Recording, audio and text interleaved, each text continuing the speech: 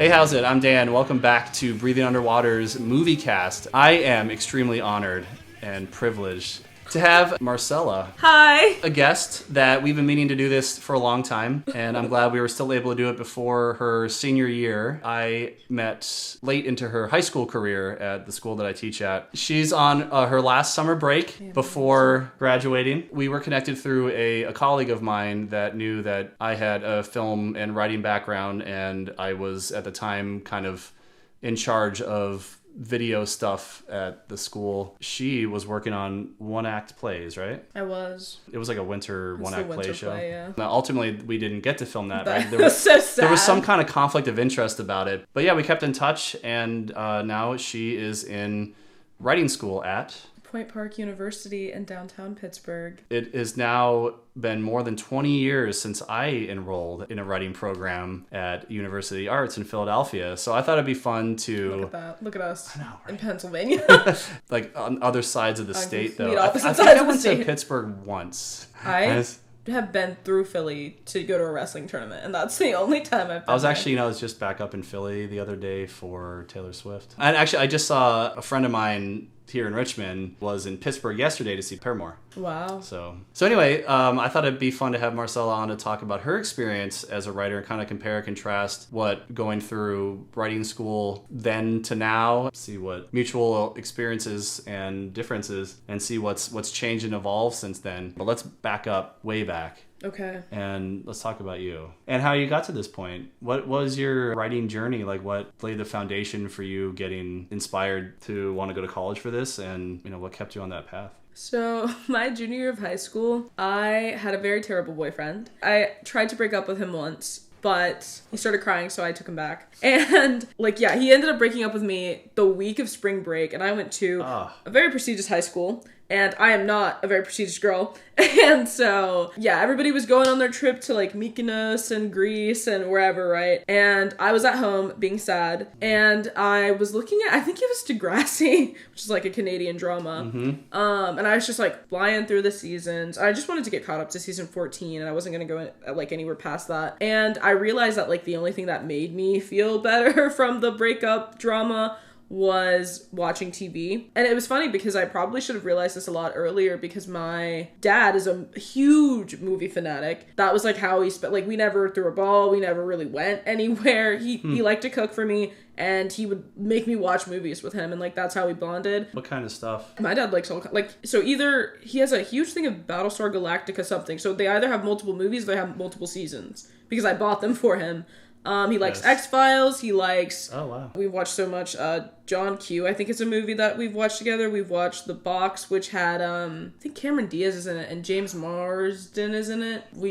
He's exposed me to so much. Addams Family, The Exorcist. It's just a wide range. It sounds familiar. My dad, I think it was just a really big movie fan. I wouldn't call him a movie buff necessarily, but he made it a point, or maybe it was just his weird personality, to expose my brother and me to some really offbeat stuff when I was younger. He was a big sci-fi fan. Sounds like your dad was too. So we grew up on Star Wars and Star Trek and Back to the Future and stuff like that. But he also showed, when I was probably a little bit too young, The Graduate and Harold and Maude. I remember those stood out. And so lots of other, just kind of offbeat stuff, smaller scale, indie things from his youth, I'm sure. It sounds like your dad and I would have been friends. I absolutely Or maybe think your so. dad and my dad, because we have similar tastes in media. Yeah. I don't know. I don't even know, if I could narrow down what it is. He likes everything, though. But and that's when I figured it out, and I went, I'm gonna go to school for this.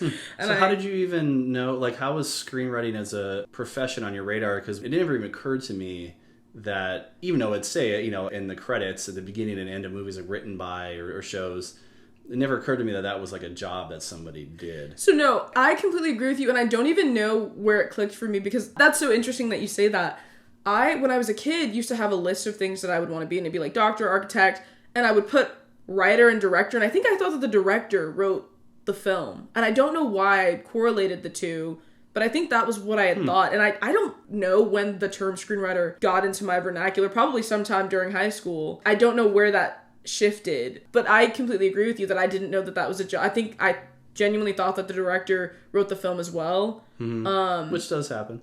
Yes. Not always, but... More commonly now, though. Yeah. And so I don't know when it clicked to me that, if it's on the screen, somebody had to write it, what is that title? But by the time I met you as a senior in high school, right, you I were already on, you were like, yeah. because that was like our first conversation was like, hey, I need help filming this thing. I want to be a screenwriter. Yeah. And I was like, or somebody had told you that like that's what I majored in or something. Yes. So you asked me about that, and I was like, oh yeah. I have proselytized a lot over the years when I meet young people that have a knack for writing. Just like when I was a kid, especially in school, K-12 education, writing tends to focus on prose, narrative writing. Creative writing is most of the time like in that realm. You don't tend to talk about it on screen as a visual format. Even with how popular manga and graphic novels are now, I still don't feel like that's talked about in English classes and things, in creative writing and reading classes. They don't seem to ever refer to writers except as novelists. Novelists, yeah. Was that your experience too?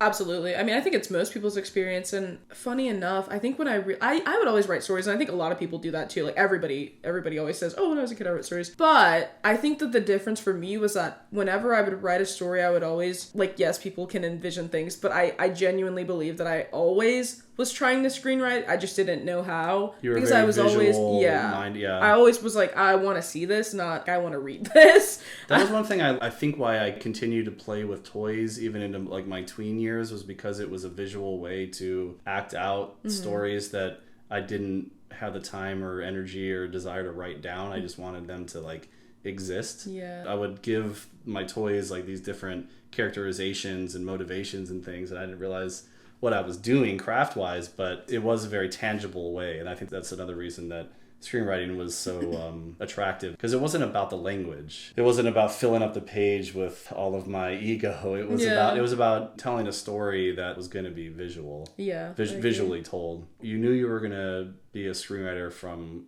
late high school. Yes. And then how did you find the right program for you going off to college? I looked up screenwriting programs around the country. I was not someone who wanted to be close to home or like needed that or had to be close to home.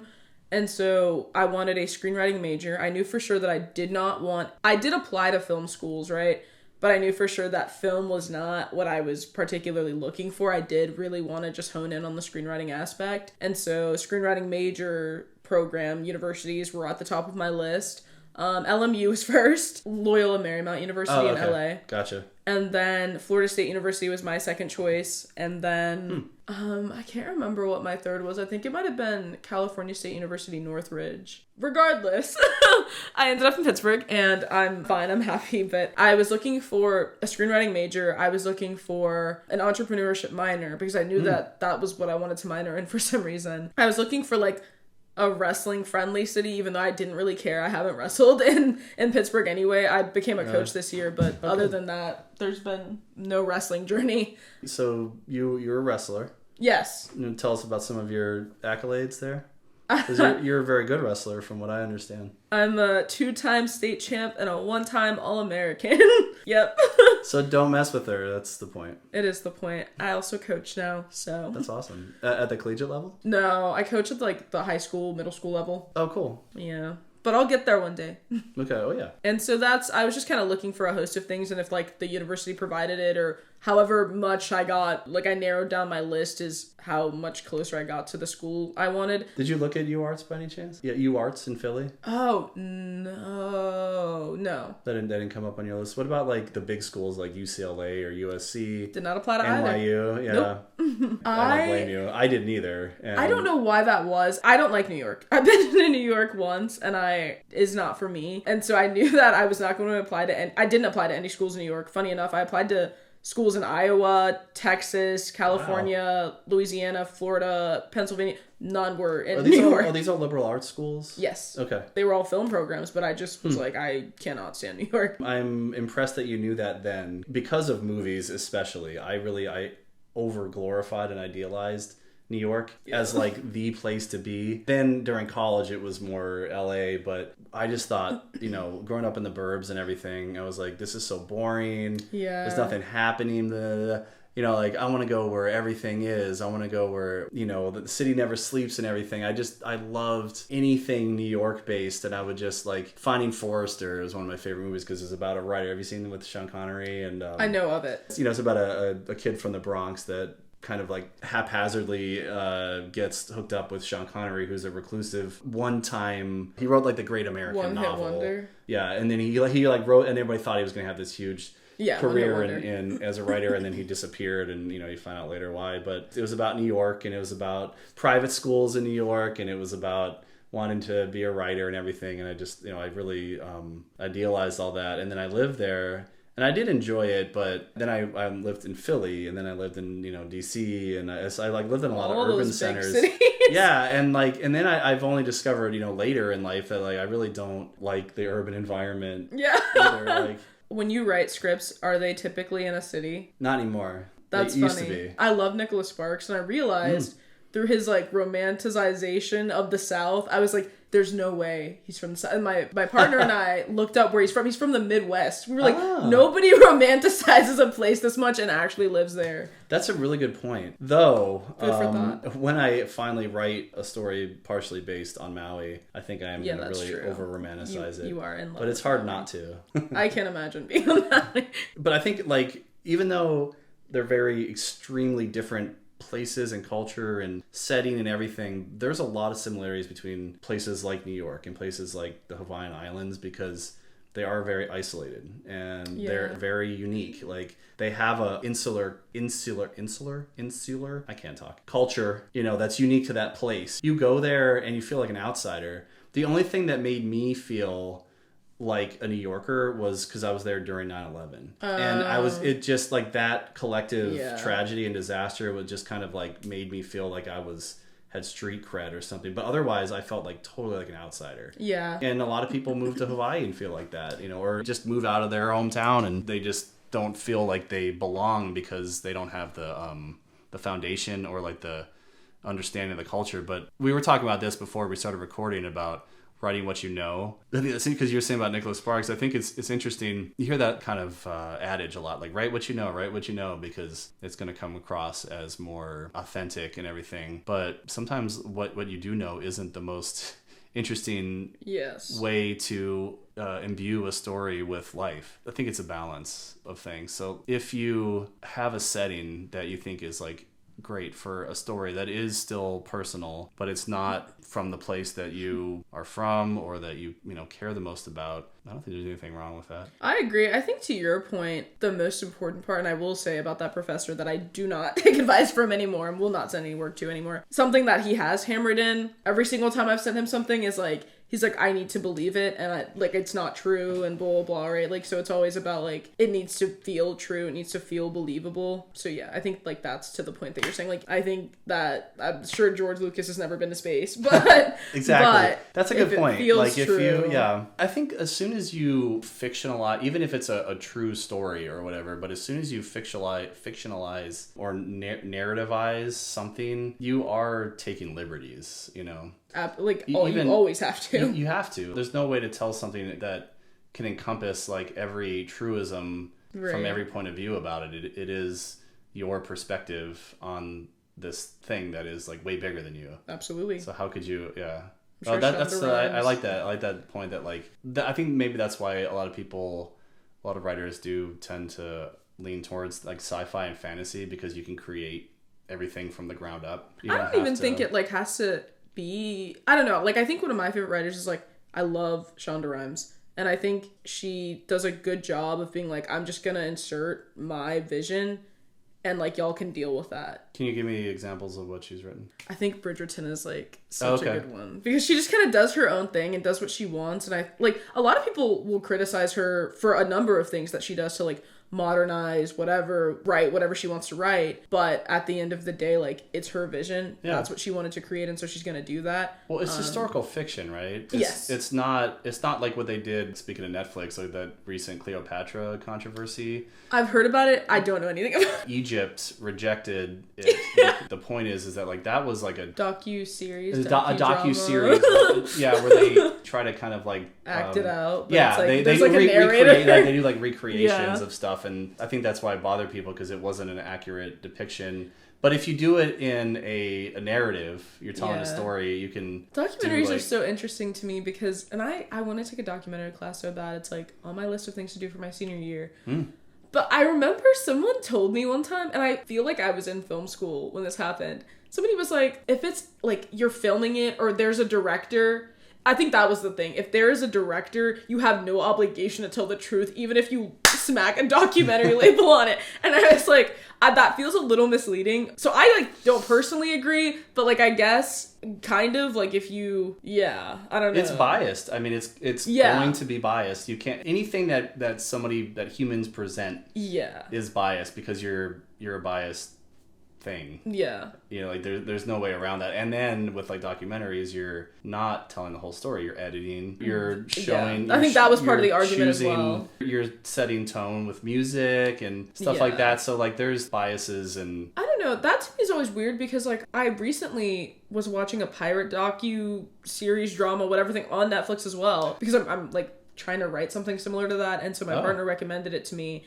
And I watched it. Funny enough, I'd already done a ton of research on the specific pirates that were in this docudrama series thing. Like, people probably weren't mad, right? But I was like, a lot of this is not, historically accurate. Like, there was stuff with, like, one of the female pirates meets this like infamous pirate, and that like wouldn't have happened because he had died beforehand. And so I was like, like you're gonna do whatever you want to do. It all comes down to telling a good story, right? Like you have to take those liberties if you want it to be a compelling story. I don't know, I think you might disagree with me here. I think people who don't write, or people who don't, and I'm not saying like, oh, it's everybody, but I think a lot of people maybe overestimate how interesting day-to-day is. Like, it is not, right? Like, nobody wants to see think about that. I mean, I think about that all the time in, especially if I'm taken out of a movie or a show for whatever reason. All the stuff you don't see. Yeah. like where they're eating a sandwich and going to the bathroom and, like, taking the dog out or whatever. Like,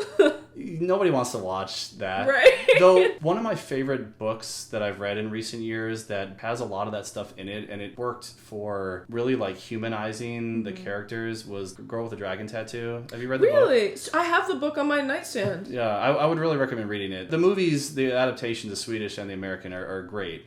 David Fincher did the more recent adaptation with Atticus Ross and Trent Reznor doing the music, and it was one of those collaborations. But I need to see it. Gone Girl was another one that that team worked together. And I need to see that too. I watched the first 20 minutes. Yeah, it's not an amazing film, though. Ben Affleck is.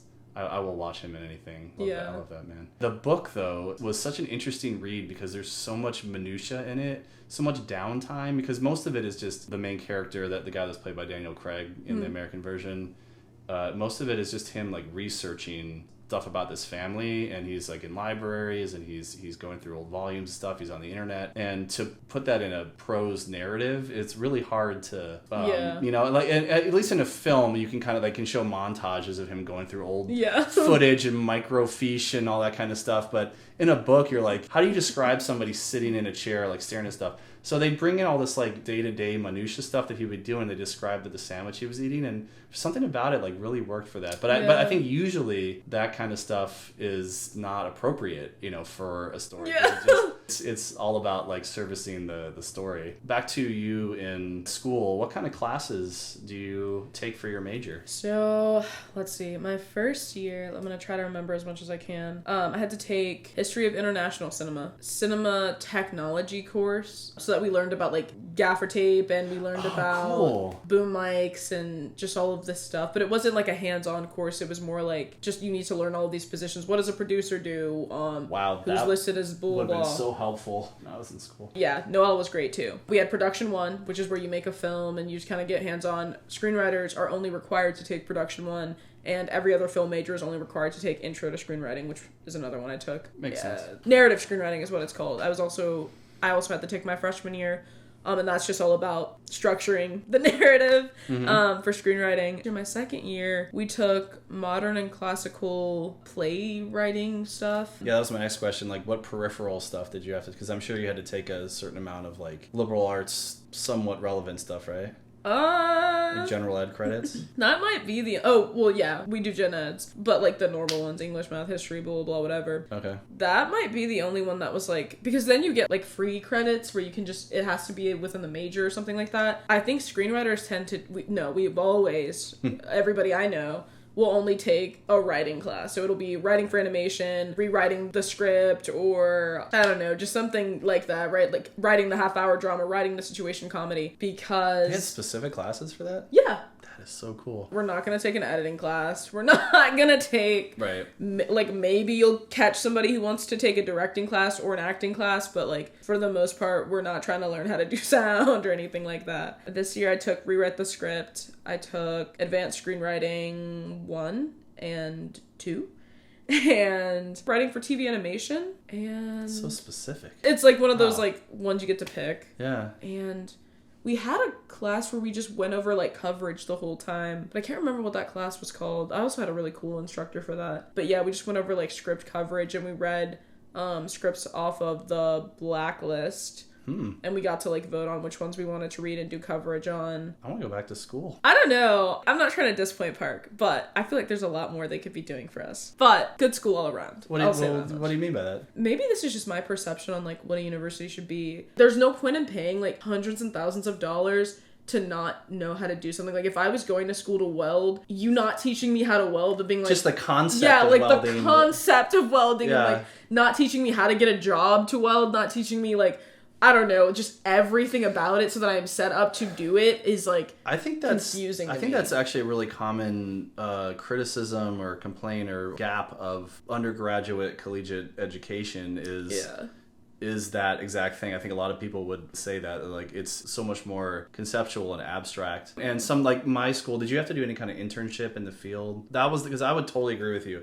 Everything we did was very, for the most part, very intellectual. I mean, the fact that you had a class that you learned about, like, the different nuts and bolts of a film set and stuff is light years beyond the kind of stuff that, if I had taken that narrative video minor, I never would have got that kind of stuff, because it was so hyper focused on the one skill, crafting story. But all that stuff is really relevant, because the more you know about the craft in general, the production of what goes into it, the more that helps your writing and like what it can be done, what can't, or how to, like, present it to the kind of people that are eventually going to interpret and adapt your script for production. That stuff is, like, really practical, but also just, like, having some exposure to the field itself is integral. And I think that's why you're seeing more and more these days where they'll either start college and drop out if they have a connection, or they skip college altogether for certain fields that don't require a degree. They require skill. And so, like, they'll just start developing, people go to Hollywood and just be a PA, and just learn, like,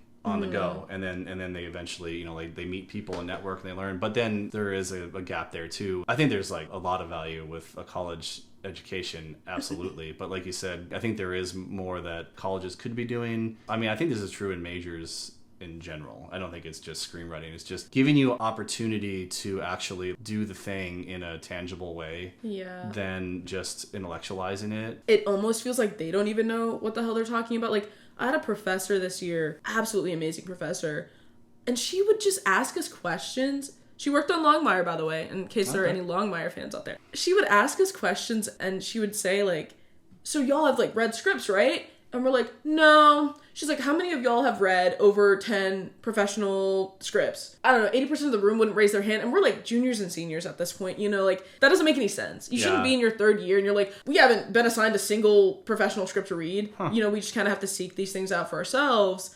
And, like, a couple of us raised our hands. It should be everybody. Yeah. It shouldn't even be a question. And she would be like, oh, like, these are, like, the basic foundations of story structure. You write from theme. That's her particular, thing. But, like, I don't know. All of these, like, tiny little things that are, like, basic and foundational that I feel like we just never got, because they maybe focus a little bit more on the filmmakers, which is fine, but I don't think it makes us better writers. As a K through 12 educator too, I'll say that that's a critique that I have of that area of education too, is the things that tend to be the most popular way of doing things are usually the easiest to teach and the easiest to assess, and not necessarily the most authentic ways of demonstrating learning and knowledge. That's why like memorization is still so popular in K-12 and college level stuff, because it's just easier and cheaper. There's a lot of other stuff that goes into it than just like what's best for the student. It's also like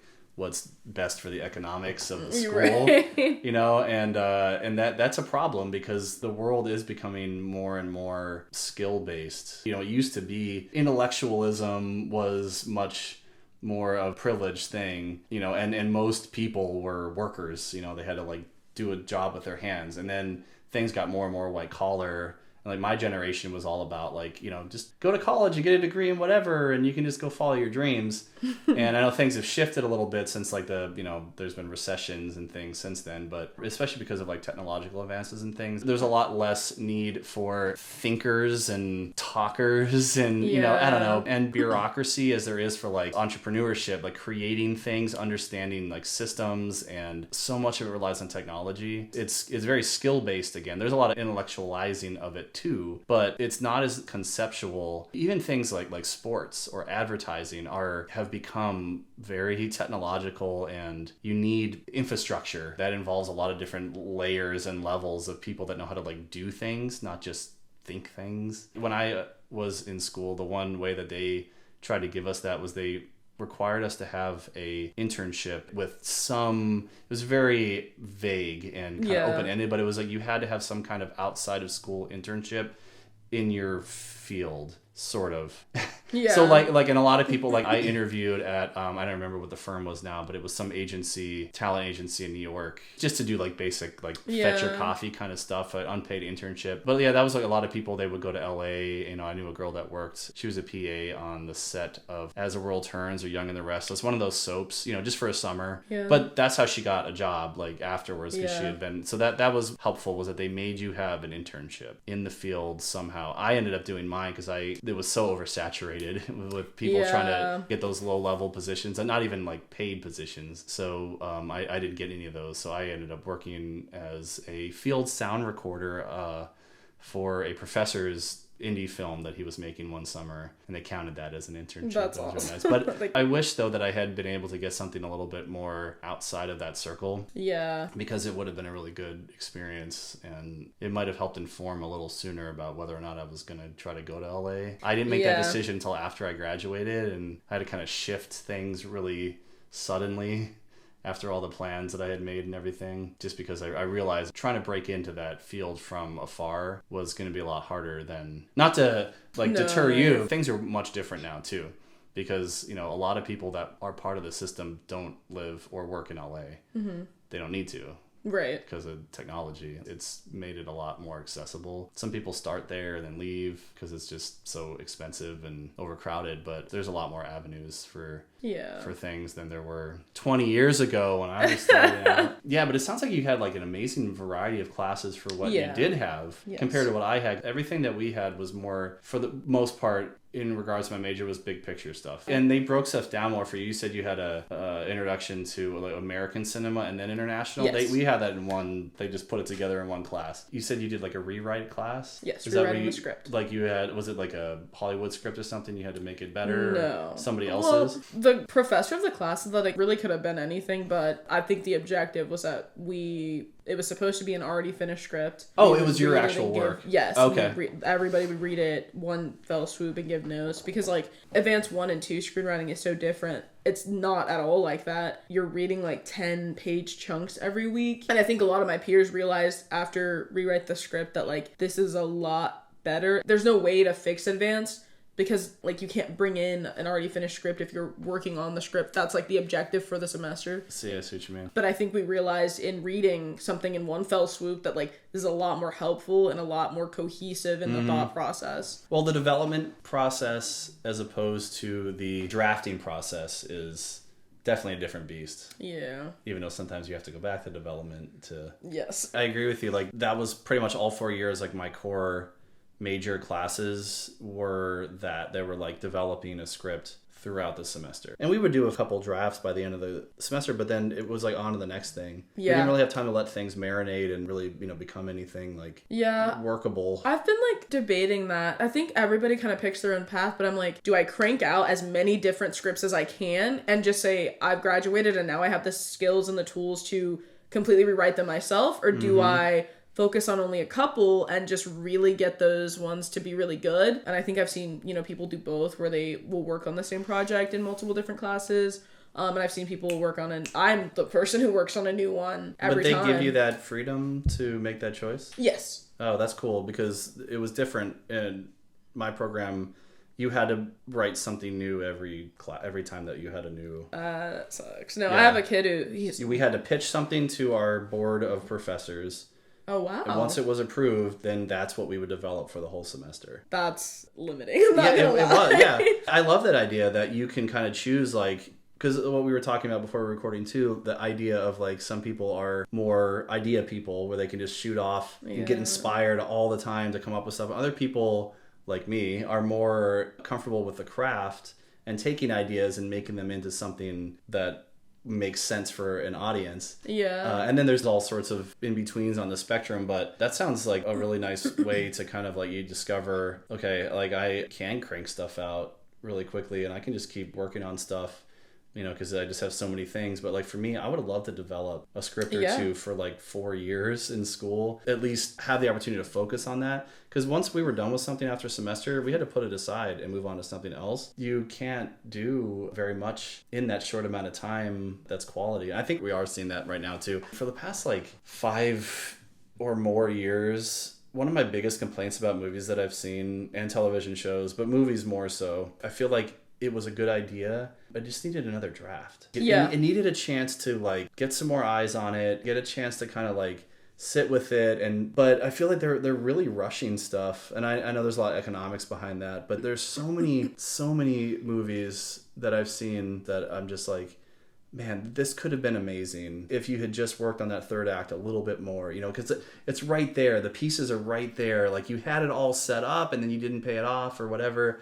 And it just feels like it was rushed. I think some of that is a symptom of that mentality of just like, you got to keep the content flowing instead of it being quality and lasting. It is a different time too, because when I was in school almost 20 years ago, we didn't have all streaming. Yeah. I had just heard about, I think it was my senior year when Netflix came out, and I was like, I don't have to go to Blockbuster anymore to like get something for a couple days. It'll just be sent to me in the mail. It'll just come to me in the mail. I heard they just shut down their DVD department, Netflix. Really? Mm-hmm. Well, yeah, I guess. End of an era. We have a couple DVD players in this house, but they're not hooked up to anything. I have DVD players, and unfortunately I have a ton of VHS tapes because my dad loved to record things.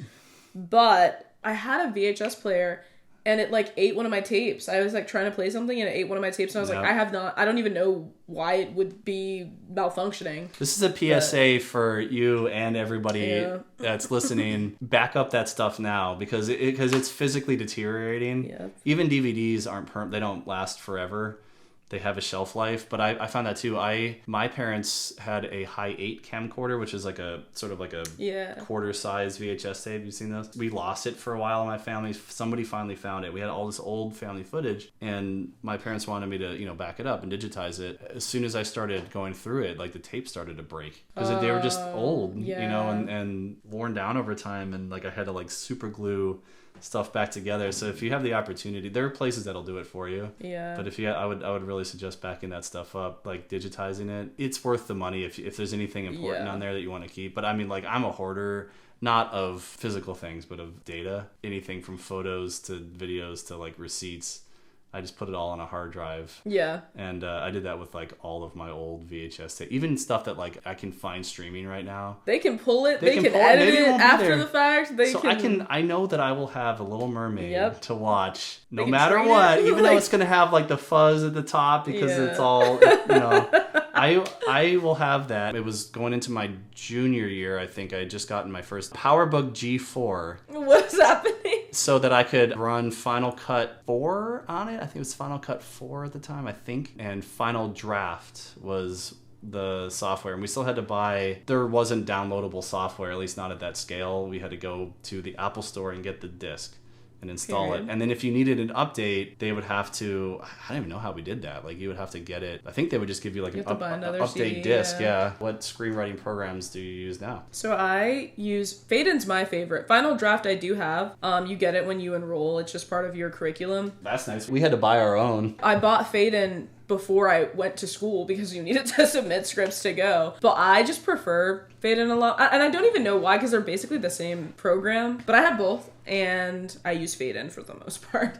Faden did exist when I was in school, but I don't think I ever used it. So it's probably come a long way since then. It has like hotkeys and everything where it just goes straight from like you hit enter and it knows if you're going to dialogue or parenthetical or something. I had this one girl, it was super cool. She, I tried to start like a screenwriting group between all of the grades. Did not work out. I did like 3 and none of, like, we had like 5 people show up each time. Nobody wanted to take initiative because I was like, I don't want to do this every time. There's a lot of us. But I had this one girl, she was a freshman and she was doing it on Google Docs, which is common, but she put it in Faden and it formatted it for her. It was insane. I was like, oh, that's really cool. If you hear any background noise, that's my dog Eamon that's joining us also today. Oh, what you said about like nobody showing up. Thinking about it now, the school that I went to was I think they call it vertically integrated art school. So I think essentially what that meant was that it was really hard to cross-pollinate between majors. Yeah. Is that true at yours too? So it's not, no, I don't think it's difficult. I think people don't want to, which is so weird because it's film and there is no way, to do absolutely everything by yourself and have a quality product come out. But I feel like it's especially the screenwriters because the filmmakers have to collaborate. It's part of the curriculum. There's production 1, 2, 3, and 4. They have to be together. But the screenwriters, I really don't get it because, we are taught from our professors, like, majority of the time, like, you're going to get a job from somebody that you know, who knows you or knows somebody who... Whatever, Networking. They just won't. I'm like, you're coming just to the writer's room to have your stuff read or to read somebody else's stuff and get notes and figure out all these things, and they are just not interested. And I'm not saying, like, nobody showed up. Like, I always had 5 people show up at a minimum. Sure. I don't know. It's kind of disappointing for me because it's just, like, almost impossible to network with the screenwriters that like aren't in my grade immediately, and even all of them are just kind of like, well, I'm not going anywhere. Like, I'm gonna stay in Pittsburgh. I think there's 2 that I know that are actually gonna branch out and go do something, maybe 3, and one of the guys, super great writer, not friends with him. Like, we're like friendly, probably wouldn't call me up for a job, and I probably wouldn't call him up for a job. This sounds verbatim my experience too with that, and I think some of that is the personality of writers. Writers are like the hermits, if you look at like a production team, everybody kind of has like a different personality type in general, and I think writers are the more like reclusive, least social ones, because I had the same kind of thing where the only reason that we even hung out, so like I was saying, we were vertically integrated, so we were, except for the classes that we had to take to get our BFA. So I have a Bachelor's of Fine Arts in Writing for Film and Television and a minor in Narrative Video Production. My major is a screenwriting major, so I'll also get a BFA in screenwriting, and then I have a minor in entrepreneurship. Oh, okay, well that's smart. Thank you. I don't regret taking a minor in narrative video production because it did give me a lot of the technical skills that I'm still using now, or the foundation of those that got me to the career that I'm in now. But at the same time, like, I wish I had expanded my view a little bit of things. I was so focused on this one thing, and then I just kind of like, doubled down on that with my minor. So I was like really, really myopically focused and just with the same people all the time.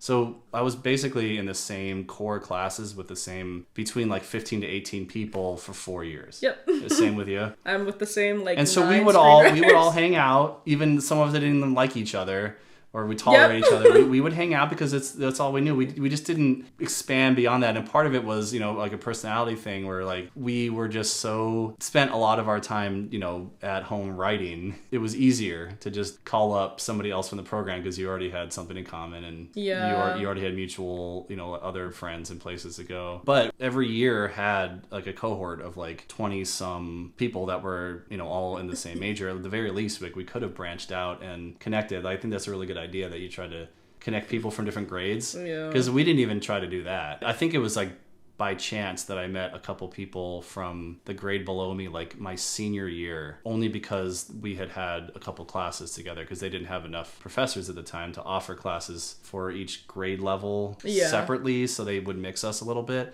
I was like, oh, there's actually other like people at this school. That's cool. No, it's the same for us. Like, for the most part, my closer friends are all screenwriters. There's 3 of them.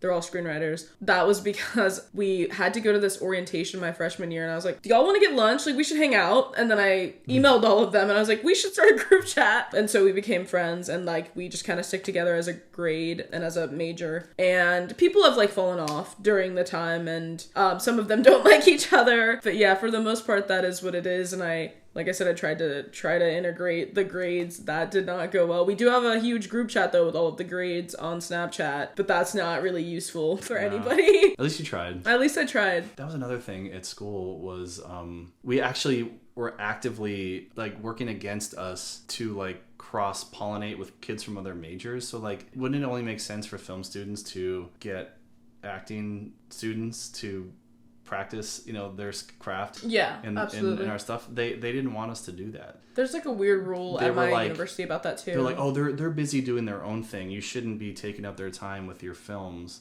And like the heads of these departments were always like clashing about this stuff. It was so weird. You've seen that same thing? I believe we're allowed to get actors because they're like classically trained technically if they've gone through our program, right? But it depends on the project. Sometimes they're like, no, you need to go through like these casting websites and figure out like it has to be somebody else. It can't be, you can't act in your own film. It can't be somebody that you know. We don't want it to be a student. And sometimes they're like, go to the theater department and grab, like a huge portion of them end up on Broadway. They're good at what they're doing. And like, so sometimes the professors are like, yeah, like go to the theater department, grab the actors from the university. And sometimes they're like, absolutely not. Never in your life. Yeah, it's the politics at play are so strange. Because you would think that it would help everybody. Yeah. For anybody that has a need of something that they don't have that talent, available or themselves to get it from the people that are studying to do that thing. But anyway, so what we always ended up doing was just acting in each other's films, and we all sucked. Yeah. And I was just so uncomfortable, that I'd be like trying to remember my line, just like, hey man, line. It was, God, some of those films, they were so much fun. I lost a hard drive after college, and I lost like most of my stuff. I'm sorry. I have bits and pieces of things here and there, but yeah, most of my like digital, at least, I had some paper copies of like my scripts and some of my films and films that I was in other people's. Let's talk about your actual writing a little bit. So I have had the privilege of reading. I read some of your stuff that you sent me in high school, the very end there, and then when you went off to college, you've just always been writing. I've had a chance to read some of it. Someday it'll be good. No, always writing with the hopes that one day. I don't know anybody that does anything. They're proud of what they do, but I don't know anybody that like says, okay, as a musician or a writer or anything that is like, yeah, I'm like awesome. Yeah. They're so self-critical, including me from the outside. Marcella is a very talented writer. She crafts characters and situations for those characters to tell really interesting character-based stories. So what's some of the stuff, like what kind of genres do you like to work in? Recently it's been dystopian, which like I'd never gravitated toward. I think I want so badly to be like a drama writer, but I have yet, I think, to write a straightforward drama. Just like no sci-fi element, no satire, no comedy, just like it's a drama. I think I could do it now, but I think for the longest time I struggled with like it being interesting enough on its own. But you mean like to not feel compelled to put in some extra hook? Yeah. Yeah. I totally understand. I've yet to do that, but I've written sci-fi, I've written comedy, I've written satire, I've written dystopian. And I've written very, very close to drama, just straight drama, but like never quite there. I've written a thriller. Most recently you just wrote your first feature film. Yeah. I had never written a feature like script because I don't really gravitate towards movies, but I felt compelled to do it, and so I did. It was a great experience. I knocked it out in like 2.5 weeks. Oh wow. I had to. I was for that rewrite class, and I wanted to rewrite it so bad, so it needed to be finished. Oh, is that why you sent it to me and said, wait, don't read that? And then a couple weeks later you sent me a new one? Yeah. Like, okay. And then we read it in class and I had to contribute all of the notes. And so I was like, don't read that old one. Okay. I'm writing, like, kind of working on 3 different things. I'm like I have an adaptation class my next semester. And so I think I'm going to rewrite this old children's book called Miss Nelson is Missing. If anybody's ever read that. Sounds familiar. I don't know why that's what I'm adapting, but it is. I loved my adaptation class too. It was so much fun. Really? Yeah. I don't know how yours is structured. The one that I did was we read a book, watched the movie adaptation of the book, and then for our like thesis project we had to do our own adaptation of a book. Oh, that's fun. I did The Loved One by, I can't remember the author. It was very macabre. Oh. It was like somebody who was definitely inspired by Edgar Allan Poe. You could tell, but like it was like the next generation. I can't remember who the author was, but I also I found a book at the Barnes & Noble that I used to hang out all the time in Philly. I forgot what it's called. It's called like Stranded in Tibet or Lost in Tibet or something like that. And it was actually like some pilots that had, prior to the whole 7 years in Tibet, the more famous story, the guy that met the Dalai Lama and everything. It was like World War II pilots, or maybe it might have been like pre-World War II, that had also been stranded there, and it was really interesting because it had like some character drama and survival stuff because they had to like escape on foot and stuff and go through the mountains. So it was a really fun like kind of cross-genre story. That was a really fun class because you really got to dig into like why things work, why things are changed, you know, what you would do differently. Yeah. You don't know yet if you're going to get to pick what to adapt or... No, this particular teacher, I know, I love her. She actually, funny enough, worked on The Little Mermaid too. No way. Not the first one, but the second one. And so she's really awesome. Chill. The last adaptation professor, some of my friends had a problem with because they didn't get to pick. They had to like pick between these 5 short stories, and so they were not happy. But this professor, I should be able to do that. And then I have another class called The Professional Writer's Life. And I'm planning, I think maybe this will be a drama. I'm planning to work on like a medical drama, I think. There might be comedy, but I don't think so. So we might be working on our first full drama. And then my last one will be for my senior thesis project, which is the year-long course where it's like full thing. And I'm working on that now, and that's that pirate story. I'm looking forward to reading it. Yeah, like in the 1750s. Ooh. But there's a mermaid in that. So hey. So there's that little, it's like complete drama, but there's like a mythical creature so that like eliminates me from the like... Who said mermaids are mythical? You're right, my bad. So you have been more interested in writing television until you got your feature, right? Why do you think that is? I don't know. I think I really, really struggle. Well, one, my attention span in general, like I just would gravitate to, and it's so weird. I would rather watch like multiple episodes of TV as opposed to like one movie. I'm kind of the opposite. It takes a lot for me to get hooked on a show because I'm like, especially if I know there's like a million seasons to catch up on, I'm like, oh my god, I'm interested in it, but I'm like, it's gonna take forever. A movie is just like a 2 hour and you can walk away from it. I don't know. I think that's where it started though. I think I have a particular problem as a writer. I just want to elongate character arcs and storylines so that I have more time to craft it. I don't need to quickly show a character from start to finish and like a complete 180. Yeah. And that might be like something that I struggle with just writing in general, with being like, this is where someone started and now they're completely changed at the end, and like that's very difficult for me to do in 90 pages and make it believable. And make it believable. And so I think those are why I've always gravitated towards TV more.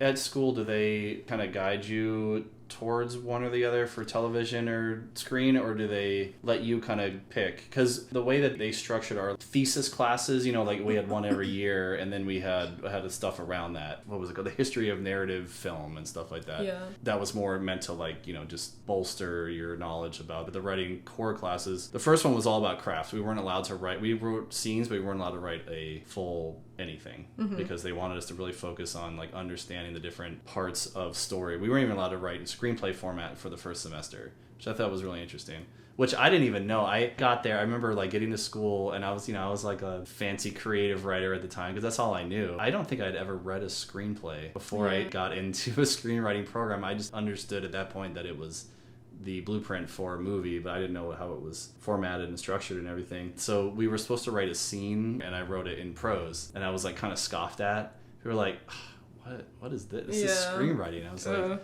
oh, I guess I should go read some screenplays. And that's when I started that whole thing. But the second year was structured around writing an episode of a television show that it was like a writer's room. Everybody pitched an idea and then there were like a few that were picked as like the main ones to develop, and then you would get sorted with a group to either, if you were the person that had the idea that you pitched to develop, you would be the showrunner, so you were the pilot, and then your other people would be like your writer's room that would write another episode. And it was meant to give a more like short form to the 3-act structure, so you could understand how to structure the stuff that we learned the year before, but not in a feature yet. And then my junior, senior year, pretty sure it had to be a feature. I don't think they let us write pilots. So we had peripheral television writing classes. Well, one of them was just writing, like we'd watch an episode of Lost, or this old crappy show called Las Vegas. I remember it was like popular at the time. We would just have to write like a perspective. Thank you. We had to write a spec script, and that was really fun. It was a good exercise. That was some of the best writing I ever did, because I felt more comfortable like developing characters that were already like presented to me than trying to like create mine from the ground up. Again, like idea person versus story person. We didn't have a lot of freedom over like what format we were allowed, so that's cool, like that you get to go with what. Funny enough, my professors I think all lean towards telling us like, go to TV, there's more jobs, more money, but the curriculum is not set up that way, and I don't know how I made it this far actually. I really think that, sorry to cut you off, but I think that film has a prestige over television. No, absolutely. And I think it filters down through everything, like the consumption of it. Yeah. Like going to see a movie, we're still at this weird time where like big blockbuster movies are being released on the small screen on Netflix and stuff, and sometimes they didn't even release them in theaters at all. It's changing everything, but there's still that like kind of pretension around, movies are meant to be seen on the big screen, which I don't necessarily disagree with as a general principle, that like, I really enjoy the theatrical experience, but to me, it's like big screen, small screen. A good story is a good story. Right. There's other perks that come with seeing it in a theater, with the sound and the big screen format and everything, and the impact that can have on especially like a first viewing of something. But television just allows for so much more storytelling. Yeah, absolutely. That's where the money is. Yeah. Consistently. Hollywood is still making, billion-dollar franchises every once in a while, but they're declining. Like Marvel and Disney is really struggling to connect with audiences right now, whereas like these streaming prestige shows that, and there's still a lot on cable too, but that was like when I was coming out of high school into college, things like FX and Showtime and HBO and they're just Max now. That was like, I don't know, the second golden era of television or something, where there was all this prestige television with bigger budgets and more like risks and boundaries being pushed and stuff in terms of censorship for sure, but also like what kind of stories could be told and in what format. Like shows like The Shield it's a cop show set in LA, and it was filmed like a documentary. And it was one of the first shows to kind of have that real gritty, like grounded feel, but still be this big bombastic narrative, with like bigger than life characters and stuff. It set the groundwork for like a lot of things to come. But now I think we're seeing even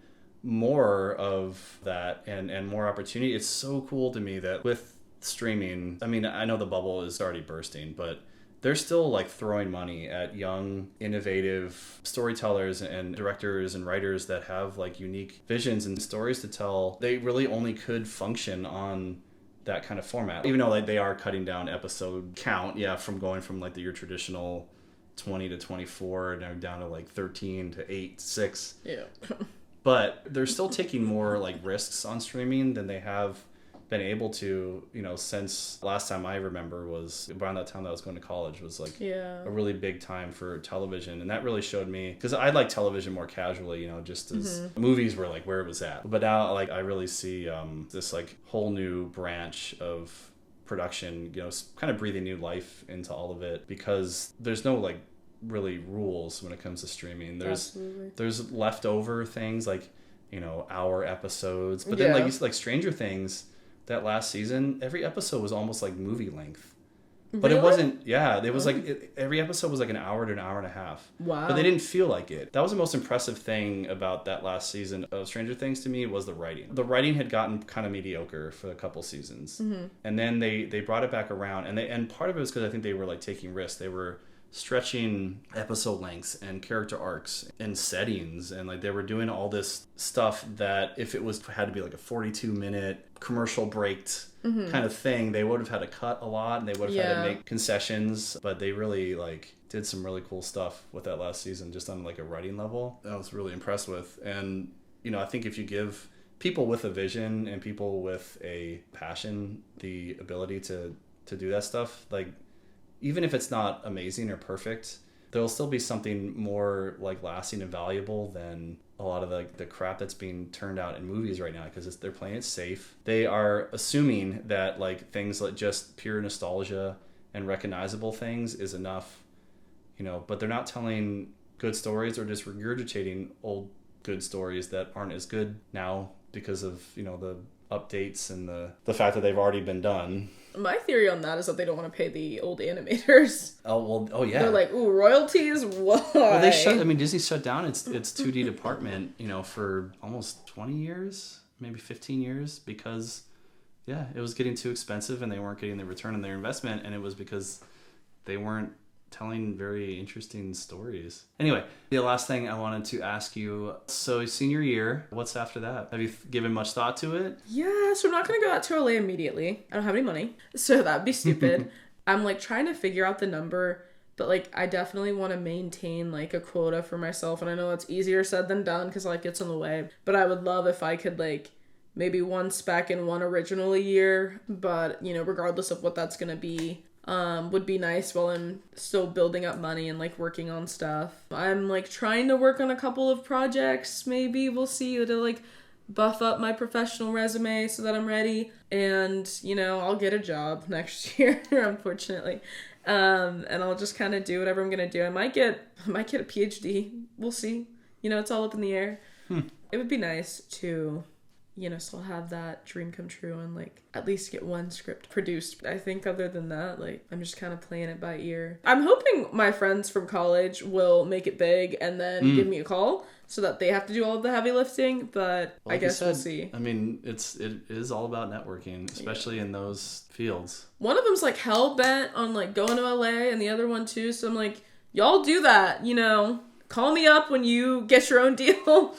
I think it's a smart move, though, to not rush into something that you don't feel ready for. It makes it all that much harder to, like, maintain I think it's momentum. Like sink or swim in LA. And I think, like, if you have the resources to stay out there and just kind of keep taking maybe unpaid gigs or gigs every now and then, like, that's great for you, but I do not. And I feel as though, just, like, probability-wise, I would spend more money in a year than I would ever make in 10. And so it's just, like, we gotta crunch some numbers back home. Well, you're very practical. I am very practical. Pragmatic. Good for you. And maybe that's why you also doing an entrepreneur minor. I think so. I think that's why. Because I was not practical. I worked all through college, and I spent it all on concerts and music and... But you were living a life. You're getting experiences. I don't think there's any one way to do anything. For sure. I agree.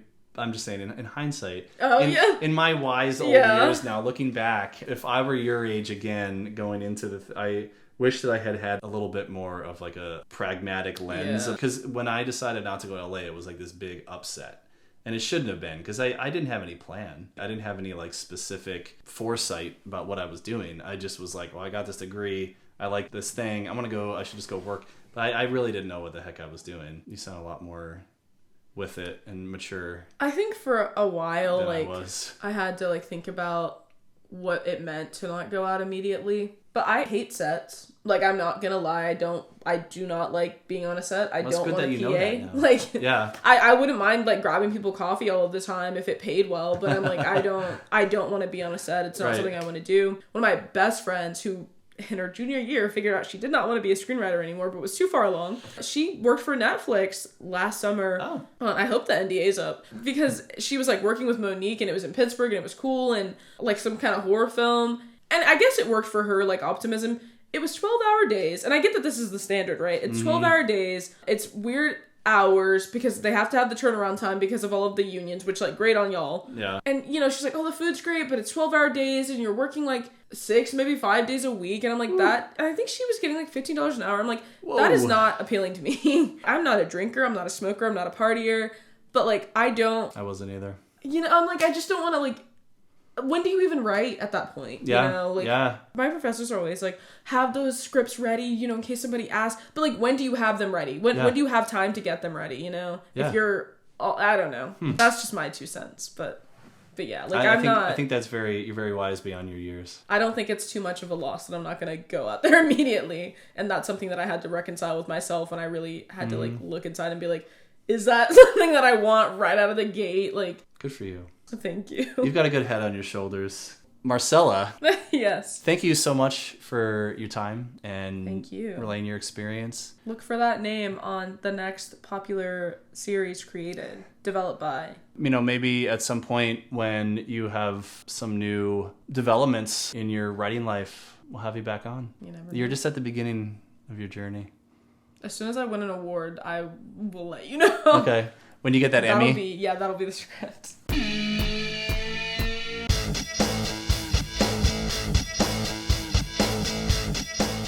As always, thank you so much for listening. For all the various ways that you can follow me, interact with me, and help support my work, please visit breathingunderwater.us, and I'll see you on the next one. Thank you.